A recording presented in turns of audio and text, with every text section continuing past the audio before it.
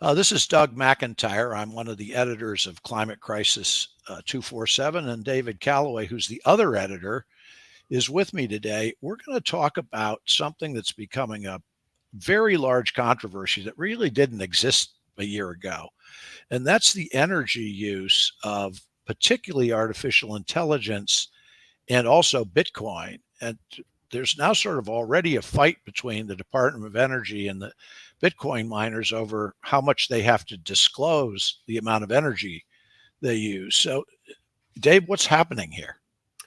Well, Doug, there's been a running battle between Bitcoin miners, and energy companies and the government for a few years now, because the process of mining Bitcoin takes up an enormous amount of energy, and it's sucking energy out of utilities from other uses. But now, like you said, in the last year, with the advent of AI and everybody jumping into AI, it's going to have an energy suck, which will dwarf what Bitcoin is doing. And so that's very much putting the future of these data centers at risk. You don't really think about data centers that much, but all of us on the internet all the time and on our phones, it's an enormous amount of energy usage. The big data centers in the U.S., for instance, are in Virginia, right close to the government. Yeah. And that the war over that data center and usage of that energy spilled into the local elections in Virginia last year. In Ireland, where I do a lot of business, the energy center, they have a big financial center there, back office financial centers for all of Europe. The energy suck there, some say, is equivalent to a third of all of the country's use of energy. So we're going to hit some sort of wall soon. And if government doesn't step in, we're going to start to see energy shortages caused by all these tech companies and the rapid race for AI. It's sort of ironic, isn't it, that you've got this decades old infrastructure that's already in the midst of failing from time to time, at war with what everybody considers like the huge advances in technology, certainly in the United States and maybe worldwide. And if the utilities win, it means that these two things, their development gets arrested a little. Absolutely. And we wrote a piece about this today on Climate Crisis 247. There's these companies that are, they're searching. It's basically an arms race to build new data centers. And a lot of these tech companies are looking to areas with renewable energy, right? Because they don't want to build data centers in dirty areas where it's going to require more oil and more fossil fuels to build these and to use the energy. There's this arms race going on, and companies like Google and Amazon and Salesforce are all scouring the world for clean energy sources. But the question is, can they build these centers fast enough to accommodate the amazing amount of energy use we have? We saw a couple of years ago, Doug, when when Russia invaded Ukraine, that it threw all of Europe into an energy crisis, because Yep. suddenly Russian oil wasn't on the markets and there wasn't enough energy to go around. It kind of stopped the climate movement in its tracks back in 2022, the move to renewable energy, because suddenly we needed to start pumping more oil and gas. And that's what's going to happen here. So that the growth of these data centers and the promise of AI is a direct threat to the climate transition.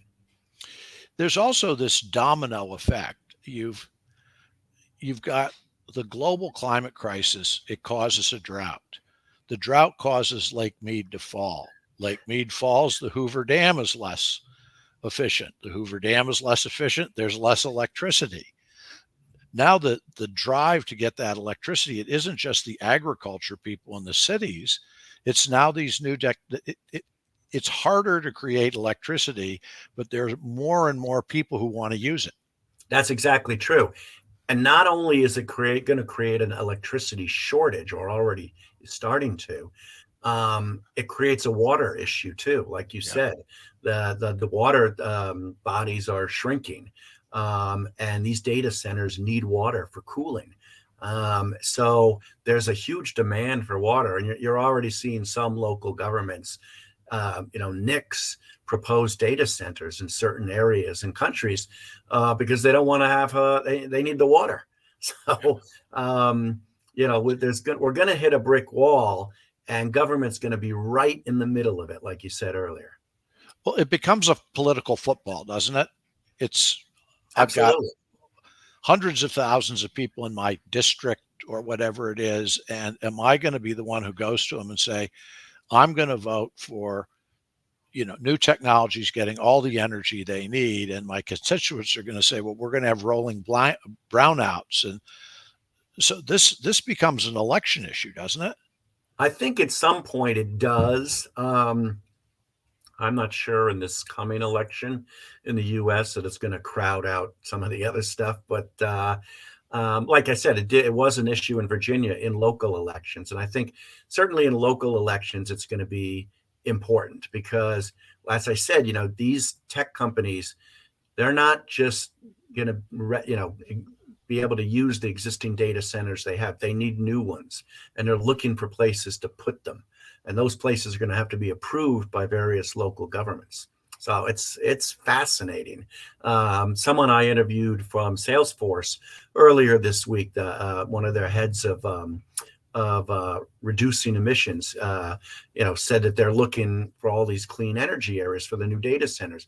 He said they're looking in Oregon, in particular, in the U.S., Sweden, in Europe, and so that's going to, all sorts of local issues for those authorities to consider. Do you think that in the next 3-4 years, governments are actually forced to regulate this because the effects on people, their homes, their businesses becomes that significant in some areas? I know it's maybe not in the middle of Idaho, but in a lot of other places. I think it's going to rise rapidly to become a major issue in ongoing government investigations of the tech giants, right? Mostly right now it's around privacy, free speech, content moderation. But when it gets to be, energy usage becomes a national security issue. When it gets to be that, we may finally start to see a little bit more aggressive regulation from the government. And I would think you're going to go to the oldest part of the playbook. If you're these guys, you're going to get into the lobbying business. I mean, you Right. pretty much, if you want to support your frame, you're not going to just be able to call your congressman up and say, help me out. I sort of see this as one of the next generations of lobbying. Certainly. Well, these big companies, they already have massive lobbying efforts. They will just, adopt and add this to their ledgers. It's going to be interesting because they're clearly willing to spend on this, and there'll be money there. But at the heart of it is the kind of creaky global grid system that we have that is not being advanced rapidly enough. And that's why if you're an investor and you're kind of like looking for opportunities in climate change, and you've lost money on EVs and you've lost money on solar, looking at kind of the issue of grid resilience, as boring as that sounds, could be really kind of interesting in the next couple of years. Is it important that most people who have to confront this, and I think that's local politicians and just a typical person, that a lot of them don't understand what Bitcoin and AI are? I Right. understand I read it in the paper and it's like, well, it's artificial intelligence. And what does that mean? Like a plastic brain or, in Bitcoin, people are fascinated with it, but they still, when they buy a loaf of bread, they still use a credit card. Is there a problem to some extent that people don't understand what these things are and what their benefits might be? Well, certainly, yeah. It's been really difficult to explain the benefits of Bitcoin to anyone who's not a fanatic about it. Um, and AI is the same. The problem with AI is engineers are moving so rapidly to create different forms of AI that nobody's really quite sure what we're creating there. Some of the benefits are available, but the risks Certainly, if not, other than the kind of sci-fi risks of a computer taking over the world, the more immediate risks, such as the energy suck, are not really debated, and that's going to change pretty soon, I think. If you look at the grid right now, it's obviously ancient and it's creaky. Is one of the jobs you've got if you're running a data center of this kind, and you mentioned this before, are you really scouring the earth? Is it worth that much money that it's like, I'm going to find a place in the world, a government, an organization that's going to allow me to do this in their country, their jurisdiction, because they know the United States is not going to be the place?